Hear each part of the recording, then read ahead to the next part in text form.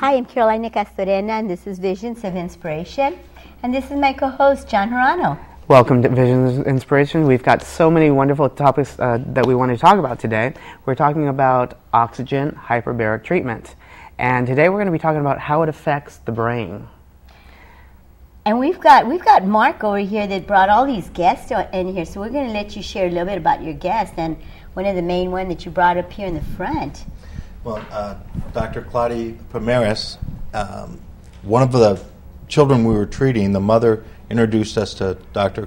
Claudia, and we saw her program. We've seen it work with some of our children that we've been treating. We were just so amazed by it that we tried to get a hold of her. The parent of the child we treat did get a hold of her. She called us, and it's just been great ever since. She's helped us out quite a bit with things we want to do at our clinic, and then we're following along with her treatments to try to learn a little bit more about it, and it's just been very eye-opening. It's been fantastic. We know how hyperbarics works, so we wanted to see it go a step further. Dr. Claudia's treatments with the children that we've been involved with has been a night and day difference. Wow. So we really were excited to have her come along. And then your other guest is? And this is Christy Monroe. She's got her little boy is living with autism, and we've been treating him for a while. Uh-huh. And now she's hooked Billy up with Dr. Claudia, and we've seen great benefits since then. And then my partner, Jay. Your partner in crime? The brains of the outfit, Jay. Oh, he's Jay the brains. Hockey. Oh, Mr. Jay Hockey. It's scary, isn't it? He's the looks. Yeah, he's the looks. Okay. Well, I'm excited because you come all the way from France to come and be on the show. Isn't that amazing? I would go around the moon to meet with you. It's such a blessing. You do such wonderful work. There is a spirit about what you do. It's just so beautiful. And one of the things that's very touching, what I felt looking at what you've done and your meeting with these guys is the spiritual component. And really this is what made me come and meet with the guys. When we first spoke on the phone, we exchange what I do, what they do, and talk about the children, and they talk to me about the prayer list. And I say, okay, you don't need to talk about anything anymore. We have the same boss. Let's talk and do something. Absolutely. And so there is something very special about how they work besides being very professional. And I am scientist by background. My background is neurobiology. How does a brain cell work? But I believe that science comes from God only, and so it's very precious to have people who believe that there is one God above that is sort of telling us what to do, and we do our best because we work for the children. And there are no coincidences. Everything happens for a reason. Yeah. Yeah. And one of the most special things, and I was really excited about hearing, if we can get a close-up on this book, this is a book that you wrote. It's all about autism. And I love the title because it says, autism is not a life sentence. Isn't that something? And that is so incredible because that is the truth about it. Yes. And so can you tell us just a little bit about the book and about working with these wonderful guys that we've got next to you? Yeah, well, I've been really touched all this way working with the families is the distress of despair. Those families having a child living with autism or a child with a brain damage of any form, and meeting experts telling you, like you heard before, there's nothing to be done, which is impossible. If we're a human being, if something can be broken, it can be fixed, and we have it within. So this is what I learned in neurobiology, is brain plasticity. The brain can repair itself. So the book is telling the parents, okay, what is really autism? Is it doom? Is it the life? And is this child going to be miserable and the rest of the family and the community? Or is there hope? Of course, there is hope.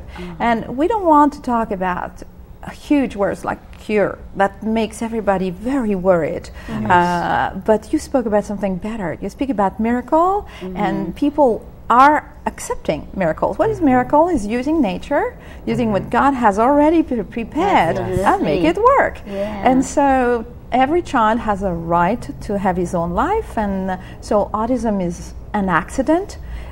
For me, on my end, it is a biochemistry problem. There is serotonin. The cells don't talk really right together. It's very easy to fix. There are places in the brain that don't communicate, so that prevents speech. That's rather easy to fix. By the book in neurology, just have those brains do the job again. And so this is what the book does, is explaining what it is, really maybe giving some information that parents have tried to find, and gathering all the science around the world, putting it in words that people understand, and explaining, okay, how does this brain of yours work? It's not that complicated. Let's look at it. And then taking the parents into that beautiful trip of hope, saying, let's do something. Wow. And you can do it. I believe that love is a component of repair, and parents know that. Absolutely. Love, faith, and hard work. You have to just do it. You can have professionals help you on the way, but the treatment of your child belongs to you. And so just take that child, cuddle and love, and do a few of those things that are part of the MAPS treatment that I run, and have that treatment work even better by giving more oxygen to those cells. So Hyperbaric is not yet in my book. It will be in the next one, because I did not know before. But really, this is what it is. It is a message of hope, a message of action, and parents can do that and see the results.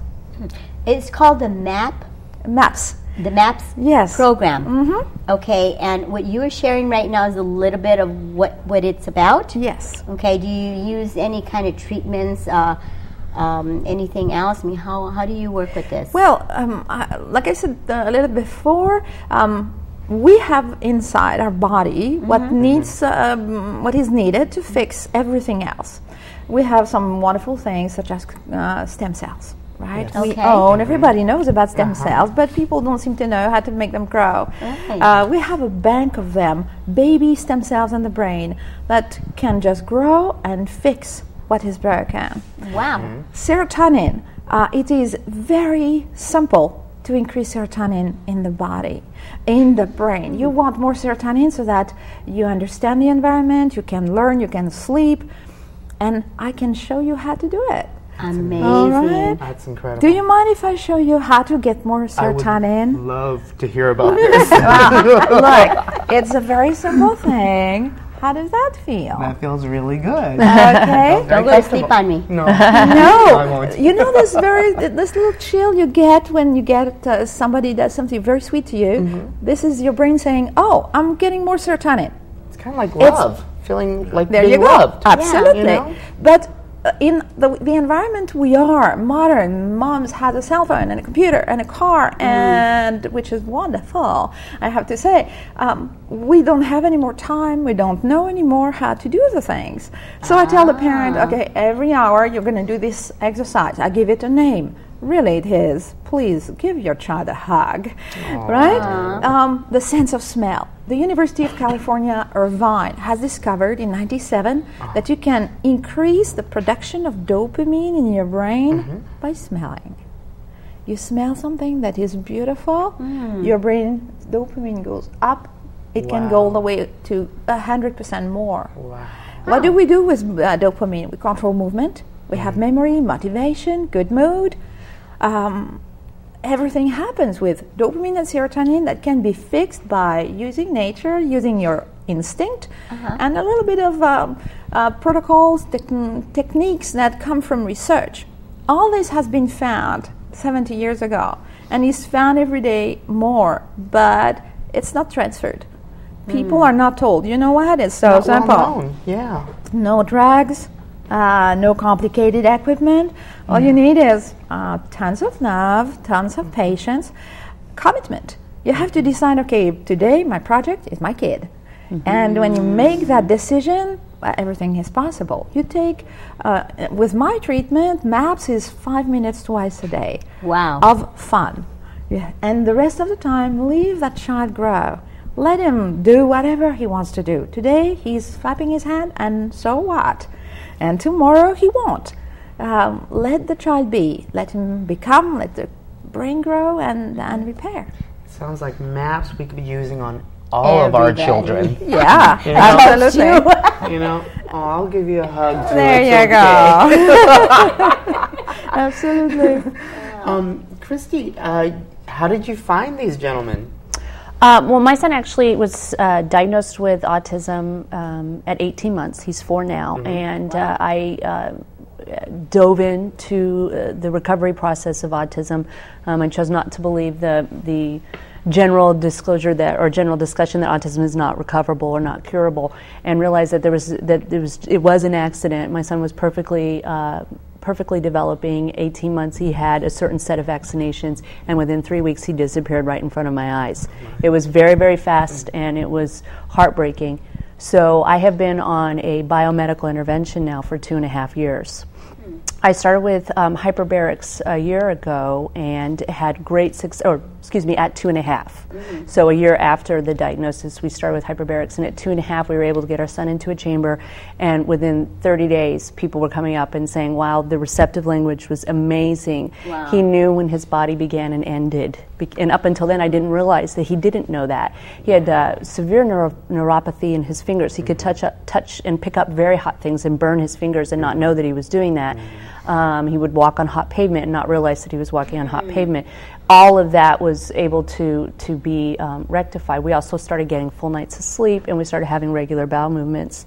Unfortunately, with autism, and I'm of the belief that it doesn't really mean anything, it is a blanket diagnosis, and it is an epidemic, and it is taking over our world, and it will eventually cause many, many fiscal problems for everyone, not even people who have children in their family. But it's a bunch of symptoms. And so we started addressing the symptoms. Billy became very healthy. I brought a picture of him. And it was through Hyperbarics, which was a foundational recovery process. It made him healthier. He was able to laugh, smile, know who his mama was, started giving me kisses, started becoming part of our world again. Wow. So we've done that along with the diet that has become, kind of known now, the gluten-free, casein-free. We've been lucky enough to have certain people come out into the public and speak against some of these things that were going.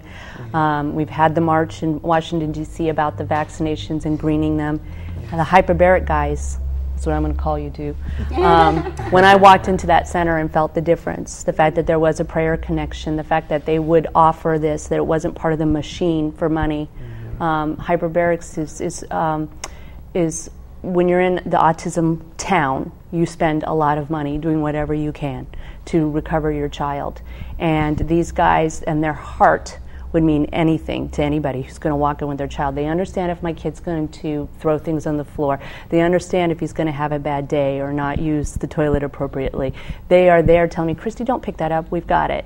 We've got it. Don't worry about that. They're asking me about patients. Have you talked to this person? The general concern and the love that's in that clinic would make me drive, no matter where I live, to go there specifically.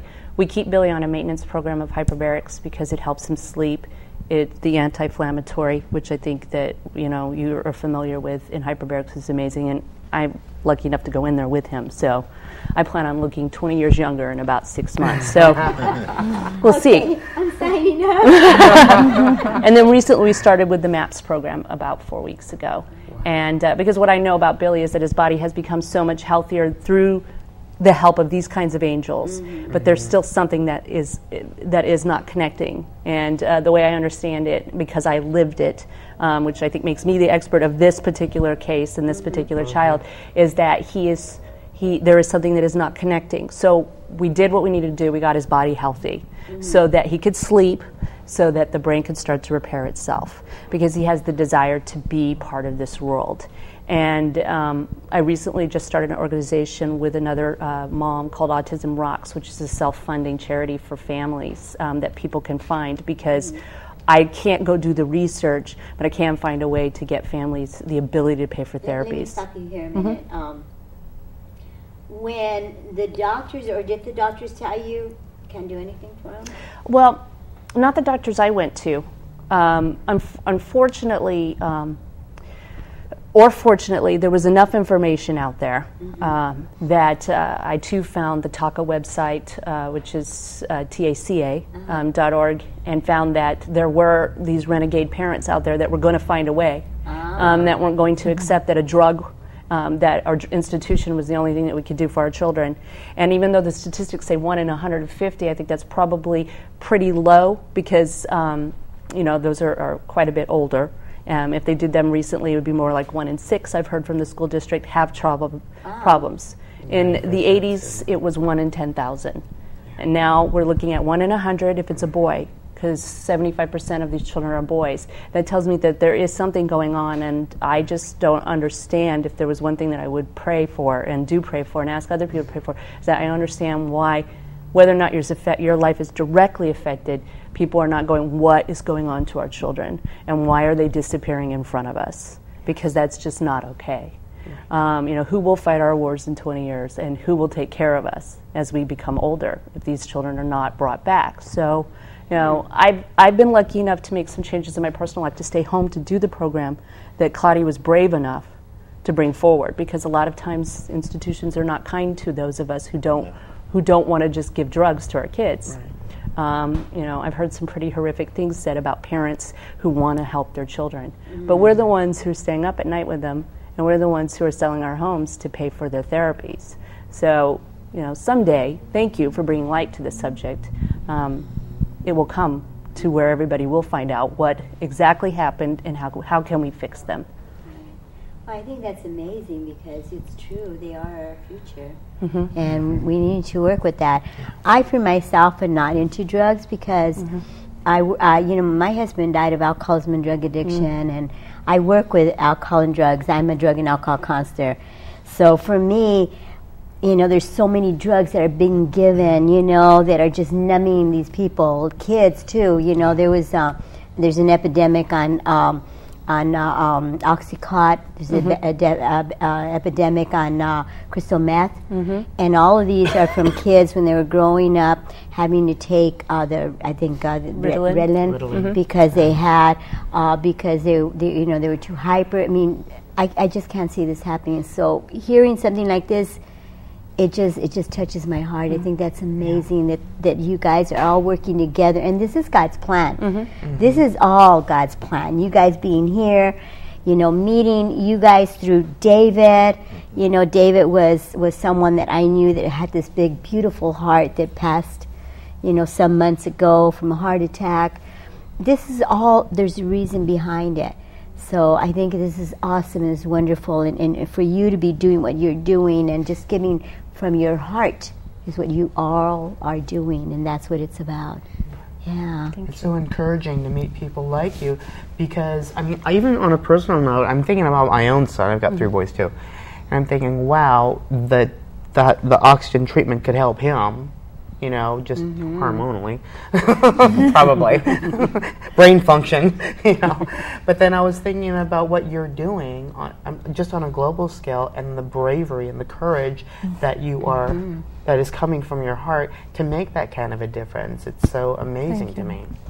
So I just want to congratulate you for everything that you're doing. Yeah. And why did you decide to work with the kids? Well, because I think it's so unfair. Adults have a way or will fight.